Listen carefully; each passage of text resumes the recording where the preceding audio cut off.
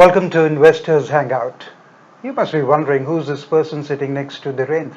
Well, my name is Rajesh Lake, and I'll do my best to get things out of Dhirendra. Dhirendra, are you ready? Yes, very much. Okay. Thank you, Rajesh, There are for three being here. things. Thank you. The three things that we will emphasize on. One, we will help you understand on savings and investments issues. We'll learn more about mutual funds. And three, we'll get answers to the queries that you want. Of course, this weekly session is brought to you by Aditya Birla Sun Life Mutual Funds and Value Research. Shall we get starting, Dhirendra? Yes, very much so. Okay. Today we'll deal with one of the most sought after questions: how to choose an equity fund. Choosing a fund can be quite a daunting task, Yeah, this is. Dhirendra. So, how should one go about it? People get confused, when choosing a fund.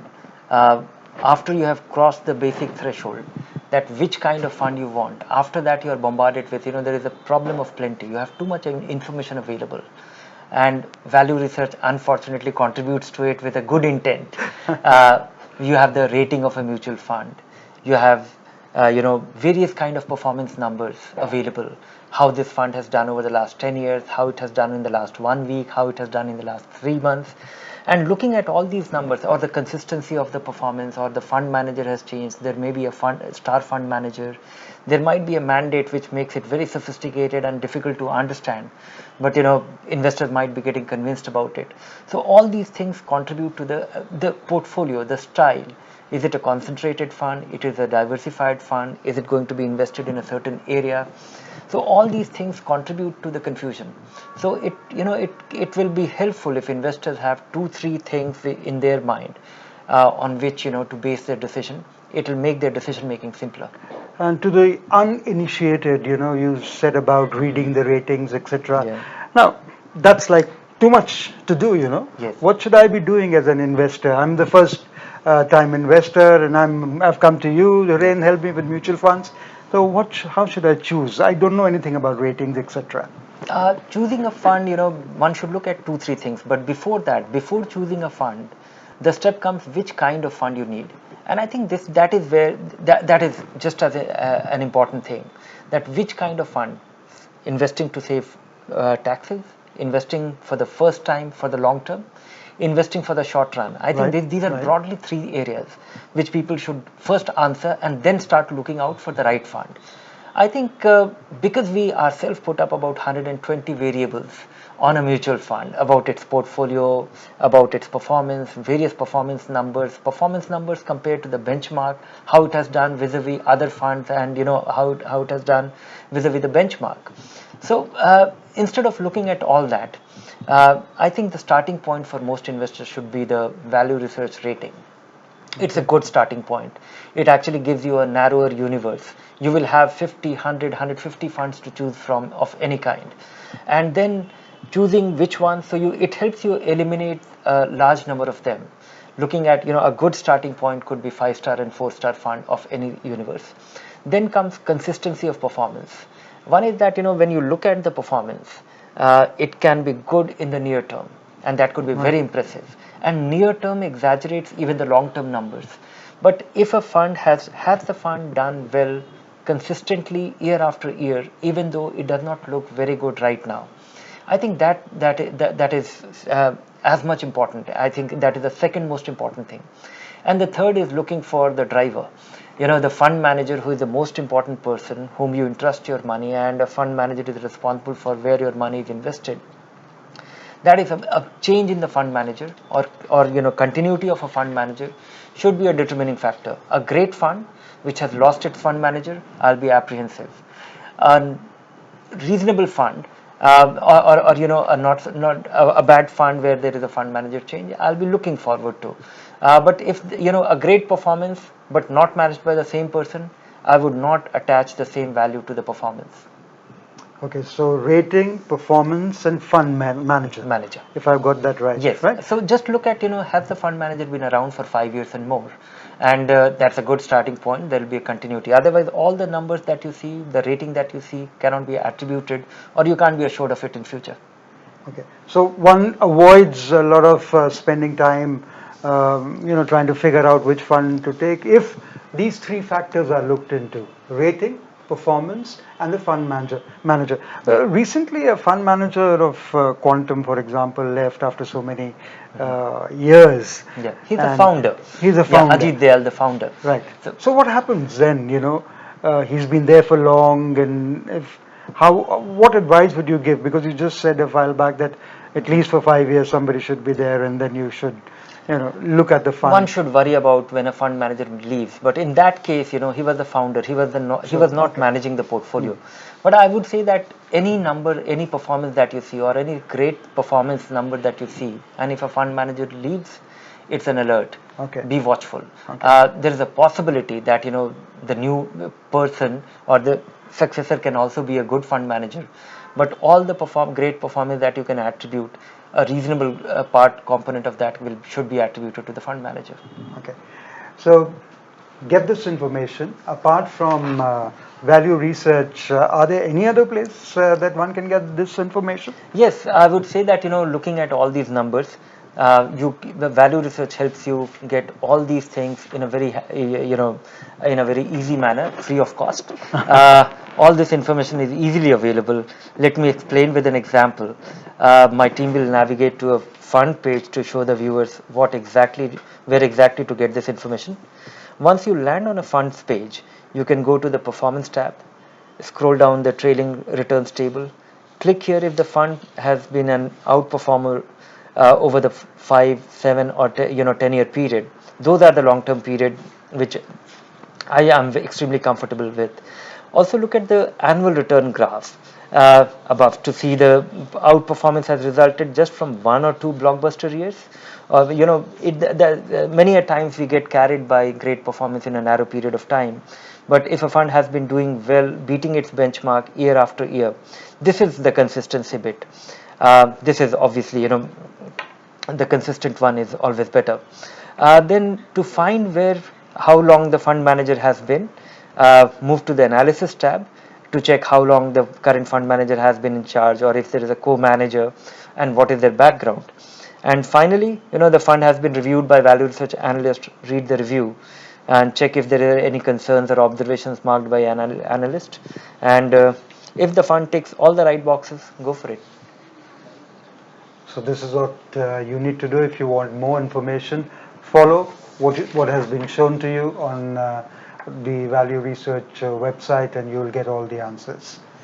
Then let's move on to some of the questions that our listeners and our viewers have sent us, and we'll move on with the first one from Sachin. He writes that he has 7 SIPs of 50,000 rupees, and he wants to increase this by 10%, and asks if he should go for the new funds or increase the existing SIPs. Depends. One, he should get if 7 is also more than enough. Maybe it is not a very desirable Yes. kind of 7 funds. You will have overlaps within the fund. But if it is, most investors start and then keep adding funds. That may not necessarily add any meaningful value. So I would say that even these 7 funds, there might be a scope to reduce few. He should keep in mind 2-3 things, 2-3 principles. One is that he's getting exposure to the full full scale of the market, which means he has a good combination either through a multi-cap fund or through mid cap or small cap, that he's getting exposure to the full market. Then it is managed by varied professional. Just having 4 funds of the same fund company will get you a very similar kind of style. So he will be able to de-risk it from a fund manager change. He will get diversification of his style, diversification of his portfolio across market. And if those 2 things are possible, and I think this can be easily achieved with 4 or 5 funds at most. So I would say, rather than adding funds, he should work towards reducing some and investing more in the same in those same funds. I've heard you say many times have a balanced portfolio. Yeah. Is this what you mean by that? You should reduce it and have a balanced portfolio? No, I'm normally, I always keep telling people that if you're getting started, start with a balanced fund. That gets you even wider exposure, because in a balanced fund you have equity, you have debt as well. Here 7 SIPs, I'm assuming that he has these 7 equity funds, and he wants to diversify well. that is another way. But somebody who has gotten started and is in equity fund, then 4 to 5 fund will actually do the job for him. Okay. Moving on, Debrata wants to know the difference between SWP and a dividend payout from a balanced fund. SWP is systematic withdrawal plan, and dividend is periodic dividend payment from a payout from a fund. So you do not have a control on the dividend that you will get from a fund. The dividend can vary depending on the state of the market, on the performance. Whereas systematic withdrawal plan is you are giving a standing instruction that I have invested 10 lakh rupees and I want X amount of money every month to be redeemed from this.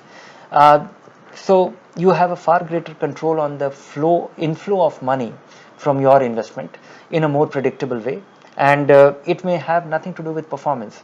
So when you are doing a SWP, make sure that you are doing it in a conservative way.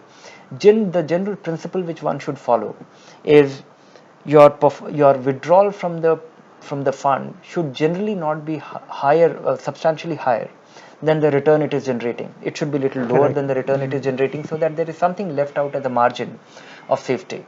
So if the long-term performance expectation from a balanced fund is about 12%, then make sure that you are not withdrawing more than 10% annually from that balanced fund, so that there is a margin of error. There are occasions when you will be withdrawing more than the return generated by the fund, that amounts to eating the capital. So dividend, you have no control. Systematic withdrawal plan, you specify how much of your money you want back at what periodicity. So the pensioners should be moving towards dividend, or considering now that the interest that they get out of FDs, etc., is not so good? No, SWP. What would you suggest? I would say that pensioners need far greater control. Their need for predictable return is much higher. They are getting lower return on the fixed income investment that historically they have made, and interest payment or interest income from those investment is not good enough. They are also not very tax efficient. Balance fund could be a good supplementary income source. And systematic withdrawal plan will be a nice way of taking the money back. But I would always urge that investors should be very conservative in their withdrawal plan with their systematic withdrawal plan amount, because if you are withdrawing substantial amount of money and you feel happy about it, you run the risk of depleting your capital. Being conservative with your withdrawal plan is important, and this could be investing in a balanced fund and a systematic withdrawal plan could be a good means of deriving supplementary income. I hope you paid attention to that.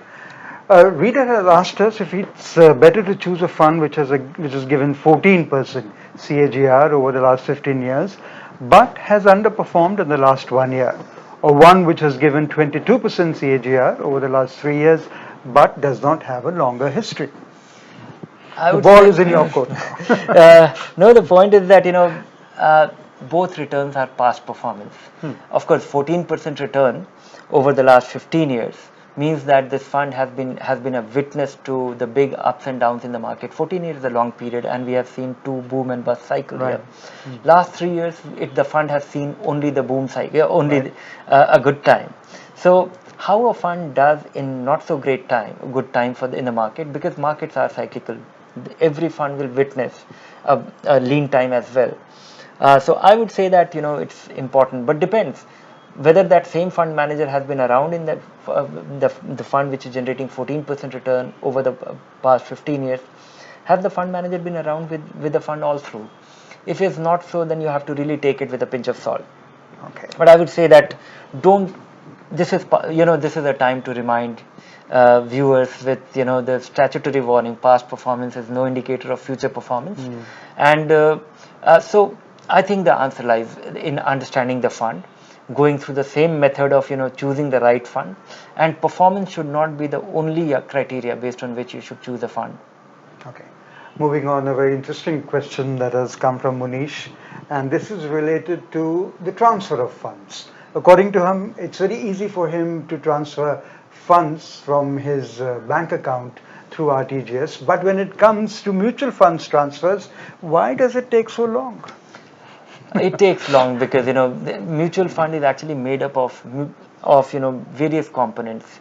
You move your money from one bank to another, so basically the banking system is talking from one bank to, if it is within the same bank, from one account to same bank, and moving to another account, it's even more efficient. Moving from one bank to another bank, RTGS, that transfer happens every hour.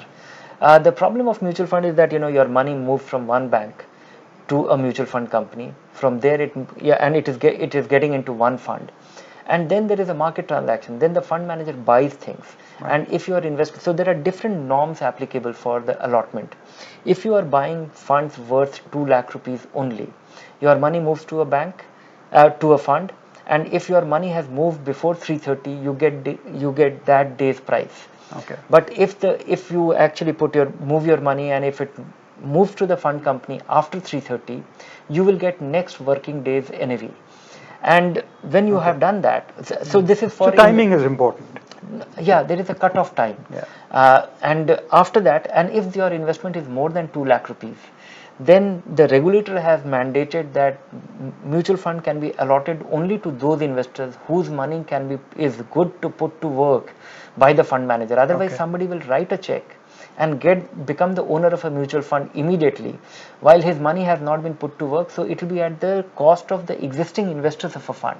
Okay. So there are laws that there is a regulation that says that money should be ready to be deployed. It should have reached the fund company, and then there is a settlement cycle. When you sell a mutual fund, the fund manager sells the securities. Okay. And all those settlement actually happens on a T+1 basis. Today you make an order, and tomorrow you get next day. You get it next day, and then the fund company sends you the money. That takes another day. Okay. So it is not about the ability of money to move fast. It is also the underlying market, because mutual fund is nothing but investing in equity or bonds, and there are norms of investing in those, and the payment cycle of the underlying investment drives those transaction rules. The kind of mutual fund where you redeem and you get your money immediately are the liquid funds. You redeem, if you put your money to work, if you invest, you get the allotment same day based on previous day's NAV, and if you redeem your investment, you get it in half an hour, the redemption in about half an hour. Okay, we all know about alpha and beta, but can you put or pick up mutual funds based on that? That's my question to Dhiren. And this is asked by Hardik.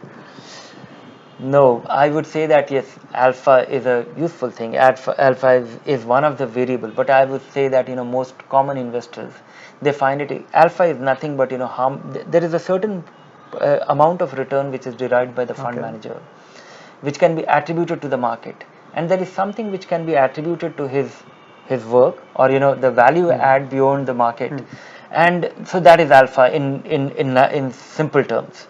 But looking at so many variables, the alpha, beta, and the modern portfolio theory, all the statistics that we put up, I think for most investors it's very difficult to find that alpha generated by a fund manager. That could be one of the variables, but I don't think you can base all your decisions based on any of these variables alone.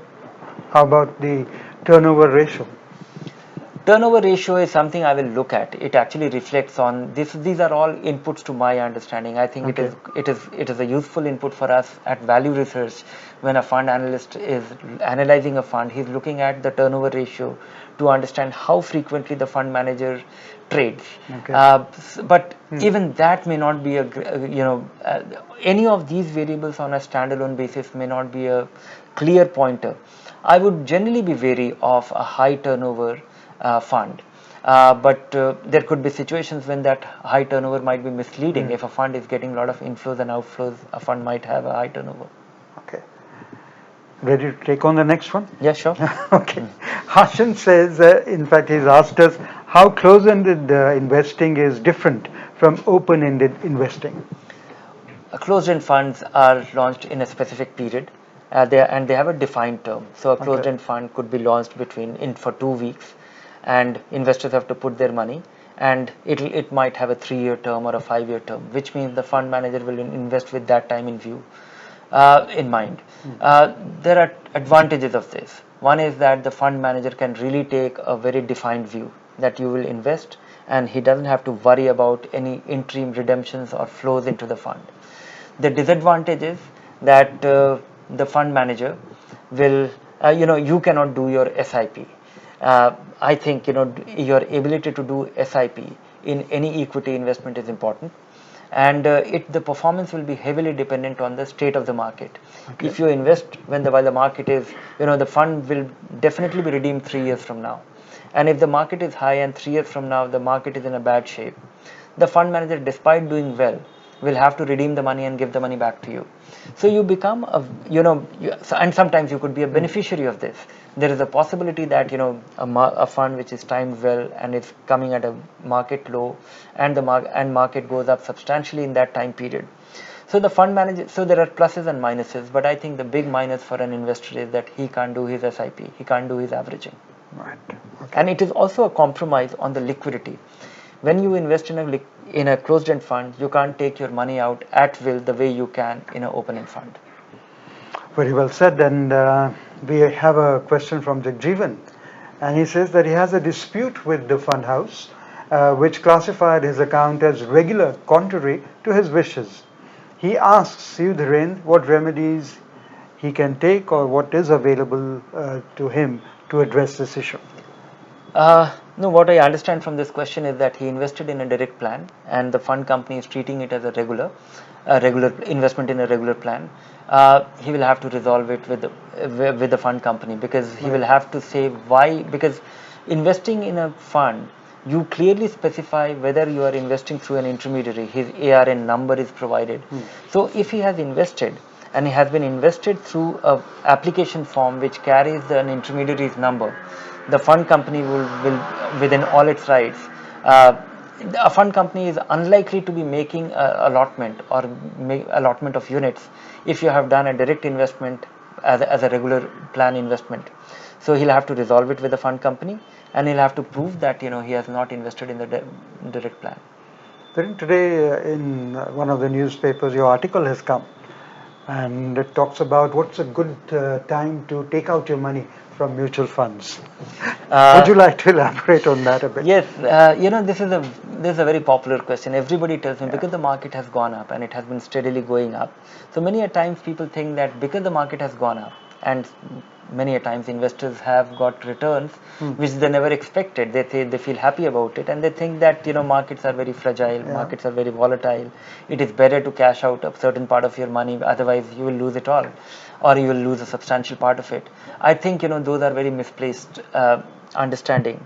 One should broadly be guided by needs when you need it, and the other reason why you should sell is when a fund which you invested in was doing well and had stopped doing well for a reason. And these are two primary reasons. And the third, and of course, the fund manager comes into play. Of course, the fund manager. That was one of the reasons. If so, as I said, what we are talking today, that 3 reasons why you invest in a fund can also be the 3 reasons why you should sell your funds. Because if it slips on a rating, think about it. If a fund manager goes away, think about it. If the fund looks no longer as consistent as it was before, you have to think. So what makes it a buy also makes it a sell. Becomes a reason why you should get out of it. Okay, moving on, Makaran asks whether there is any chance that an asset management company goes bankrupt and investors lose the money invested in various schemes. If there is such a possibility, is there any insurance available against such losses? No, there are no such instances. And the way, in fact, we should thank the regulatory framework available. When you invest your money in a mutual fund, the money is not going to the asset management company. And the way it is structured is that you are investing in a fund. The investor's money is invested in the market. All the securities are held in the name of the fund, and the asset management company is only an advisor to this fund, and it gets a compensation by way of management fee. A management fee is deducted from this, is given by the fund company, by the mutual fund to the asset management company. So there has been no instance whatsoever, because a fund company cannot access investors' money. It can only advise them. That is how it's legally structured. So the money lies with the custodians. The asset management company can never take the investors' money into their own books. and they get compensated for the job that they do, which is manage the money and they get a management fee and the operating expenses out of it. So never in the past asset management company can has gone bankrupt. There, a lot of times, but you can lose money. That doesn't mean you are exposed to the market risk. None of the mutual funds are guaranteed, and there is no insurance available, because there is no insurance available against a market risk. Right. The markets can go up and down. When technology stocks tanked in early 2000, a lot of people lost their money. We saw 50, 60 or 70% decline in the value of those technology funds. More recently in 2008, the market went down by 30, 40%. Many investors who invested in infrastructure funds, they lost quite a bit. But that was a market decline. It was not the bankruptcy of any asset management company. A while back we discussed this question as to when should somebody take out their money and all that. Mm-hmm. What about those who have retirement in mind? Now, what age should they take it out, or does it mean, say, 4 or 5 years after they have been retired, should they take out then, or is it need based? Mm-hmm. I think once you retire doesn't mean that your money should go to retire. Your money should remain invested, and it should require little bit of planning. It requires careful planning, that you have the accumulation phase. While you are working, you are saving, and you are putting it to work. Now you have come to a stage where you need to generate reasonable income to support you in retirement. Do that estimate. Do a careful estimate that how much money you need on a month-on-month basis to sustain yourself. And and also list all the income avenues that you have. Do you have a pension? Do you have a rental income? If you don't have this, which means that you have to derive all your income from investments only. And then how much income? Because if you need 20,000 rupees a month, and if you have 5 crore of investment accumulation, then you need to take out a very small part of your you need to derive a very small part, very small income from your investment. It's a very insignificant part of your investment. So a lot of your investment can still be at work, and you need to worry, and just taking out 20,000 rupees a month from a 2 crore portfolio will not actually hurt the portfolio at all, and it can still remain long term. It can beat inflation by a wide margin. You don't have to turn conservative if when you retire, simply because your money need to work harder in your retirement. If you derive all the income from your investment and you consume it every month, then you run the risk of not having enough income, because 5 years down the line, 10 years down the line, your need for income will rise while your capital will not. I wonder why I didn't meet you before.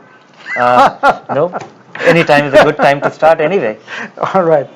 Thanks so much, Dhirendra. I'm sure our listeners and our viewers have taken good information out of this conversation at the Hangout today.